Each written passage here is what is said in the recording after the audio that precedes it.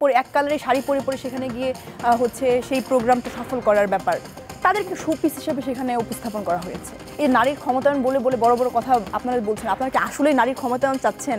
যে নারী এবং শিশু বিষয়ক মন্ত্রণালয়ের উপদেষ্টা সে আমাদেরকে প্রশ্ন করছে আমরা কেন মুখ লুকিয়ে ফেলছি, অথচ প্রশ্নটা তাকে করা উচিত ছিল আপনাদের। সবখানেই বৈষম্য হয়েছে, কিন্তু কথাটুকু কাট করে আনলো কতটুকুতে যে আমি কেন সামনে বসতে পারি না, এটা কি আমার সাথে বৈষম্য না? সুপার 4-এ 3টা পদ ছেলে দিও, খালি মুখপত্রটা মেয়ে দিও। কোথায় গিয়ে আমি একটা সেফ প্লেস পাবো? এরকম এখনো আসলে বাংলাদেশে কোনো প্লেস নাই। জুলাইয়ের কোনো কন্যা নেই, জুলাইয়ের শিক্ষার্থীরা, জুলাইয়ের ছাত্ররা, জুলাইয়ের জনতারা। আমি কোট করছি, জুলাই আন্দোলনে সামনে থাকা নারীরা পরবর্তী সময়ে কেন মুখ লুকিয়ে ফেললেন তা বোঝার দরকার আছে বলে উল্লেখ করেছেন মহিলা ও শিশু বিষয়ক মন্ত্রণালয়ের উপদেষ্টা শারবিন এস মুর্শিদ। তিনি গতকাল এই বক্তব্য দিয়েছেন, আমি কভার করেছি। তিনি আরও বলছেন, জুলাই আন্দোলনে অংশ নেওয়া অনেক নারী ঘর বন্ধ করে বসে আছেন, তারা হতাশাগ্রস্ত, তাদের খুঁজে বের করতে হবে। একজন দায়িত্বপ্রাপ্ত উপদেষ্টা, তিনি 10 মাসেরও বেশি সময় ধরে দায়িত্ব পালন করছেন, জেদনি বলছিলেন এমন বাস্তবতা কেন তৈরি হলো, আপনার কি মনে হয়? যেই মেয়েটা তার নিজের এলাকায় স্লোগানে মুখরিত করেছিল, যে তার নিজের এলাকায় লিড দিয়েছিল, সেই মেয়েটাকে খোঁজার চেষ্টা করেছে কিনা? যে মেয়েটা মিডিয়ায় ভাইরাল হতে পারেনি, যে মেয়েটা মিডিয়ায় ফোকাস সে পায়নি, সেই মেয়েটাকে কি তারা নিয়ে আসতে পেরেছে কিনা, এটা তাদের কাছে আমার প্রশ্ন। এবং ধরেন যে একটা জায়গায় একজন নেতৃত্ব দিয়েছে এবং সে হয়তোবা সেখানে খুব বেশি পরিচিত মুখ হয়ে উঠেছে এবং তাকে সামনে নিয়ে এসে বাকি মেয়েদের রিপ্রেজেন্টেটিভ হিসাবে তাকে উপস্থাপন করা, এটা কতটুকু যৌক্তিক? ইভেন আপনি যদি আমার ঢাকা বিশ্ববিদ্যালয়ের কথা যদি বলি, 5টা হল থেকে মিনিমাম আপনার 20 থেকে 30 জন মেয়ে নেতৃত্ব দিয়েছে। সেখানে যদি আপনি একজনকে হাইলাইট করেন এবং বাকি 29 জনকে যদি সেখানে আপনি গণাই ধরছেন না, তাহলে কি সেখানে নারীরা কি মনে করবে যে তারা এম্পাওয়ার্ড বা তারা হচ্ছে রিকগনাইজড? মনে তো করবে না। এরপর দেখেন এখানে আরও অনেক ইস্যু আসছে, যেমন জেদনি আপু যেটা বলছিলেন যে সামাজিক যে বাধা বা এখন পর্যন্ত যে এই যে রাজনীতিতে নারীদের যে না দেখার যে প্রবণতা এবং রাজনীতি নারীদের জন্য না, এই ধরনের সোশ্যাল একটা কি বলবো স্টিগমা যে এখনও আছে আমাদের সোসাইটিতে, এবং তারা এটা নিজেরা পুরুষতান্ত্রিক সমাজে নিজেরা তৈরি করেছে যাতে হচ্ছে মেয়েরা তাদের নিজেদের গণ্ডি থেকে না বের হতে পারে। উইমেন এম্পাওয়ারমেন্টের কথা বলে বলে যারা চিল্লায় তারাই চায় না যে তারা এম্পাওয়ার্ড হোক। কারণ বিগত সময়গুলোতে আপনি দেখেন নারীদেরকে কীভাবে পলিটিক্যালি ইউজ করা হতো, তাদেরকে একটা পলিটিক্যাল টুল হিসেবে ইউজ করা হতো। তাদেরকে সেখানে শুধুমাত্র ওই যে নারীর ক্ষমতায়নের কথা বলেন না, যে নারীদেরকে সব জায়গায় সমান সুযোগ সুবিধা দিতে হবে, তাদের একটা রিপ্রেজেন্টেশন দেখাতে হবে, এর জন্য তাদেরকে সেখানে গিয়ে হাজির করানো। বিভিন্ন ধরনের রাজনৈতিক প্রোগ্রামে তাদেরকে শাড়ি গিফট করা, সেখানে শাড়ি পরে এক কালারের শাড়ি পরে পরে সেখানে গিয়ে হচ্ছে সেই প্রোগ্রামটা সফল করার ব্যাপার তাদেরকে শোপিস হিসেবে সেখানে উপস্থাপন করা হয়েছে। নারীদেরকে সেরকম কোনো ধরনের কোনো রিপ্রেজেন্টেশন আগে থেকে করা হয়নি।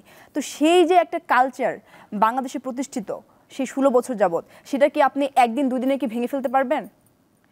যদি আপনি সেটা ইভেন সেটা যদি ভেঙে ফেলাও যায়, এটাকে অনেকে থ্রেটও মনে করতে পারে যে মেয়েরা যদি আসলে খুব বেশি সচেতন হয়ে যায়, তারা যদি আসলে এসে হচ্ছে আমার পাশে বসে, আমি যদি চেয়ারে বসে থাকি, সে পাশের চেয়ারটা যদি সে দাবি করে, তখন তো তাকে সেটা দিতে হবে। মেয়েদেরকে তো শুধু নারী ওই যে আসনে, যে ওই যে কি বলে সংরক্ষিত আসনে বসাতে হবে, সে তো আসলে মাঠ পলিটিক্স করতে পারবে না। কেন করতে পারবে না? কারণ মেয়েরা তো হচ্ছে অবলা, মেয়েরা তো কিছু এই যে তাদেরকে আসলে সুযোগটা কি দেওয়া হচ্ছে কিনা। সব থেকে আরেকটা বড় অ্যালার্মিং ব্যাপার হচ্ছে সাইবার বুলিং। আপনি যখন যেই মেয়েটা জুলাইয়ের স্লোগান দিয়েছে, সে যখন জুলাই পরবর্তী সময়ে যদি কোনো একটা ইস্যু নিয়ে সে যখন আবার সেই একই জায়গায় রাজুতে দাঁড়িয়ে যখন স্লোগান দিচ্ছে, তাকে অনেক ধরনের কথা শুনতে হচ্ছে। কয়জন মেয়ে আছে সেই কথাগুলো হজম করার মতো মানসিকতা তার আছে, এবং সে ওই যে একটা কি বলবো মানসিক যে হ্যারাসমেন্ট, সেটা কয়জন নিতে পারবে এবং ওগুলো সহ্য করে কয়জন রাজনীতিতে থাকতে পারবে? আপনাকে আমি সব থেকে একটা যেই দুর্বিষহ একটা উদাহরণ আমি দিতে পারবো, সেটা হচ্ছে যে এই যে কিছুদিন আগে পিজিতে যে একটা পাবনার বৈষম্যবিরোধী ছাত্র আন্দোলনের মুখপাত্র যে ভর্তি ছিল, তার মানসিক অবস্থাটা দেখেছেন? তাকে তার এলাকার কতিপয় রাজনৈতিক দলের ব্যক্তিবর্গ কিভাবে হেনস্থা করেছে। সে কি লেভেলে ডিপ্রেশনে যাওয়ার পরে সে এখানে পিজিতে সে এসে ভর্তি থেকে কীরকম একটা মানসিক টর্চার সহ্য করেছে। তাহলে সেই জুলাই কন্যাই তো হচ্ছে জুলাই নেতৃত্ব দিয়েছিল, কেন জুলাই পরবর্তীতে তাকে কেন হ্যারাসমেন্টের শিকার হতে হলো? এই প্রশ্নটা রেখে গেলাম সোসাইটির কাছে। তাহলে কি আপনারা মানে সমাজের মানুষজন কি চাচ্ছেন যে হচ্ছে নারীরা এখনো সেরকম থাকুক, ওই যে পুরুষদের সামনের শিল্ড হয়ে থাকুক, সেটা কি আপনারা চাচ্ছেন? এই নারীর ক্ষমতায়ন বলে বলে বড় বড় কথা আপনারা বলছেন, আপনারা কি আসলেই নারীর ক্ষমতায়ন চাচ্ছেন? নারীরা এসে ওই যে পুরুষের পাশাপাশি চেয়ারে বসুক, সেটা কি চাচ্ছেন? আপনারা যদি চান নারীদের জন্য পদগুলো আসলে সোজা হয়ে যেত। আর এই যে যেই অগ্নিকন্যারা আপনার ভাইদেরকে যখন ডিবি হেফাজতে নিয়ে গিয়েছে, বিভিন্ন কিছু করেছে, আপনার হচ্ছে হত্যা গুম বিভিন্ন কিছুর বিরুদ্ধে যখন কথা বলেছে, তখন তো খুব মজা লেগেছে, কিন্তু এখন তো আপনারা সেই জায়গাটা দিতে চাচ্ছেন না। বা আপনারা হচ্ছে এই যে আবার বিভিন্ন ধরনের বট বাহিনী, এই যে পতিত ফ্যাসিস্টের দূষররা এখনো আছে যারা কিনা অনলাইনে অ্যাক্টিভ, আমি বলবো যে প্রশাসন আসলে করছেটা কি? এটা প্রশাসনের ব্যর্থতা। বিভিন্ন সময় দাবি ওঠানোর পরেও কিন্তু এখন পর্যন্ত তাদের যে অনলাইন পেজগুলো আছে সেগুলো কিন্তু ডিসেবল করা হয়নি। এগুলো কিন্তু অ্যাক্টিভ আছে, তারা কিন্তু অ্যাক্টিভ আছে। এই যে গোপালগঞ্জের ঘটনা বলি, তার আগের দিন হচ্ছে তারা ফেসবুকে বার্তা দিচ্ছে। এই ধরনের সাহস তারা কীভাবে পাচ্ছে? ফারহানা, আপনার কাছে একটু জানতে চাই যে নানা রকম বিভাজন তো আপনাদের বক্তব্য থেকে আমরা দেখছি যে নারীর প্রতি মানুষের এক ধরনের পারিবারিক বাধা থেকে শুরু করে সামাজিক, এবং আপনারা যেই দল করছেন বা যে আন্দোলনের সঙ্গে একীভূতভাবে মাঠে রয়েছেন এখনও, সেইখানে কি সংগঠনের ভেতরে আপনাদের নারী হিসেবে কোনো বৈষম্যের শিকার হতে হয়েছে পরবর্তীতে এই গণঅভ্যুত্থানের পর? এটা আসলে উত্তরটা খুবই আইরনিক্যাল হয়ে যাবে। মানে ধরেন, এই যে আপনি নিজেই বললেন যে নারী এবং শিশু বিষয়ক মন্ত্রণালয়ের উপদেষ্টা, সে আমাদেরকে প্রশ্ন করছেন আমরা কেন মুখ লুকিয়ে ফেলছি, অথচ প্রশ্নটা তাকে করা উচিত ছিল আপনাদের, যে এই মেয়েগুলো কোথায় গেল। তারা অনেক প্রোগ্রাম করেছেন, প্রোগ্রাম যে করেননি তা না। জুলাইয়ের কন্যারা আমরা তোমাদেরকে ভুলে যেতে দেব না, কিছুদিন আগে জুলাই নারী দিবস হলো, সবখানেই বৈষম্য হয়েছে। এবং সেই বৈষম্যগুলোতে আরও একটা জায়গায় খুব বাজে একটা উদাহরণ ছিল, যে ধরেন আমি পেছনে বসে আমরা দেখছি প্রোগ্রাম, আমাদের সামনে 3টা সিট ভরা, এই জুলাই নারী দিবসের প্রোগ্রামে 3টা সিটে আমলাতন্ত্রের লোকরা বসা, 3টা সিটে পুরুষ মানুষ বসা, অথচ নারী দিবস নিয়ে প্রোগ্রাম, সেখানে আমাদের কোনো রিপ্রেজেন্টেশন নাই। কিন্তু ওই মোমেন্টে যখন ওই কথাটা আমি মিডিয়াতে বললাম, একটা মিডিয়াতে, তারা শুধু কথাটুকু কাট করে আনলো কতটুকুতে, যে আমি কেন সামনে বসতে পারি না, এটা কি আমার সাথে বৈষম্য না?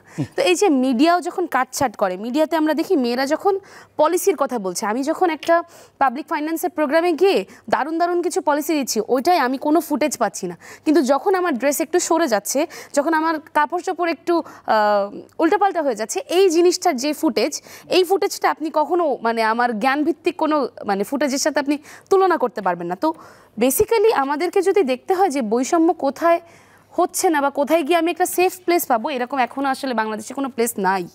এবং আমাদেরকে যে বলা হয় যে রিকগনিশনের বিষয়টা, বা আমাদেরকে ওইভাবে হয়তো অ্যাওয়ার্ড দিয়ে, এবং কালকে এই মাননীয় উপদেষ্টা আরেকটি কথা বলেছেন, আমার খুবই মানে এটা বলতে আমার খুবই লজ্জা লাগছে। উনি দায়িত্বপ্রাপ্ত জায়গা থেকে কিভাবে বলেন, হাফসা বলছেন যে নারীরা তো সাইবার বুলিংয়ের শিকার হয়, উনিও বলছেন যে উনিও একমত, তাদের খুঁজে বের করে কাউন্সিলিং করা হবে, পরবর্তী সময়ে তাদের কীর্তি সংরক্ষণ করা হবে, উনিই বলেছেন, আমার বক্তব্য না।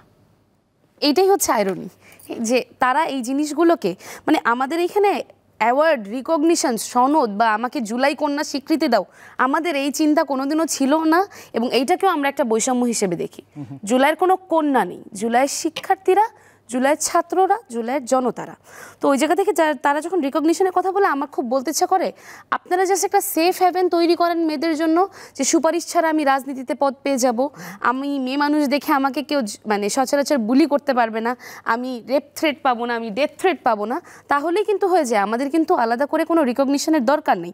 আপনারা দেখতে পারবেন আমাদের তৃণমূল পর্যায়গুলোতে যখন আমরা একটা মুখপাত্র সিলেক্ট করি, আমাদেরকে বলে দেওয়া হয় যে তোমরা হচ্ছে সুপার 4-এ 3টা পদ ছেলে দিও, খালি মুখপত্রটা মেয়ে দিও, নাহলে কেমন দেখায়। তার মানে রাজনৈতিক দলে আপনারা যেই রাজনৈতিক দল বা যেই স্বপ্ন নিয়ে বাংলাদেশ গড়তে চান, সেখানেও এখন পর্যন্ত বৈষম্য রয়ে গেছে। আপনারা এইটাও দেখবেন যে শুরুতে যেই ভাইরা বলতো তোমরা সামনে দাঁড়াও, কারণ তোমরা সামনে দাঁড়াইলে পুলিশ লাঠিচার্জ করবে না, কিন্তু পুলিশ লাঠিচার্জ করতো, আমরা মাইকটা খাইতামও। পরবর্তীতে সেই ভাইরাই এখন এসে বলে তুই তো মেয়ে মানুষ, জেলার কাজে কি যাবি? তার মানে হচ্ছে তাদের মনে হচ্ছে যে তারা একটু দ্বিধাদ্বন্দ্বে আছে, কিন্তু তাদের কিন্তু ওই সময় সেই দ্বিধাটা কাজ করেনি। তো তাদের মধ্যে থেকে আমরা এটা নিয়ে না একদম স্পেসিফিক্যালি কাউকে ডিমিন করতে চাই না। আমরাও বুঝি আমাদের বাংলাদেশের সমাজটাই পেট্রিয়ার্কিক্যাল সমাজ, ওইখানে সবাই ওইভাবেই ভাববে, কিন্তু ওইটা থেকে বের হয়ে আসার জন্য আমরা যেই মেয়েদের দিকে উন্মুখ হয়ে চেয়েছিলাম, আমাদের কিন্তু নারী রিপ্রেজেন্টেশন বলতে মাত্র 3 জন উপদেষ্টা ছিলেন, ছাত্রী কোনো নারী যায়নি কিন্তু উপদেষ্টাতে। সেই জায়গা থেকে আমাদের মনে হয় না আমরা খুব একটা সেরকম সাপোর্ট পেয়েছি। তাদের কথা শুনে মনে হয় তারা আমাদের থেকে বেশি ডিপ্রেসড, তারা আমাদের থেকে বেশি সাপ্রেসড। তো ওই জায়গা থেকে আমার খুব বলতে ইচ্ছা করে যে আপনারা যেহেতু মন্ত্রণালয়ে আছেন, আপনারা চাইলেই পারতেন যে যেই মেয়েটার আজকে এআই দিয়ে করা ভিডিও লিক হচ্ছে সেই ভিডিওটা আপনি নিমিষে মানে সেকেন্ডের মধ্যে উধাও করে দিতে পারতেন। আপনারা সেটা করেননি, আপনারা সেটা নিয়ে কাউন্সিলিংয়ের কথা বলছেন। কাউন্সিলিং আপনি কয়শো মেয়েকে করবেন? জুলাই থেকে উঠে আসা প্রত্যেকটা মেয়ের কাউন্সিলিং দরকার, কিন্তু আমরা সেই কাউন্সিলিং নিচ্ছি না, আমরা তার উপর আরও ট্রমা ভোগ করছি।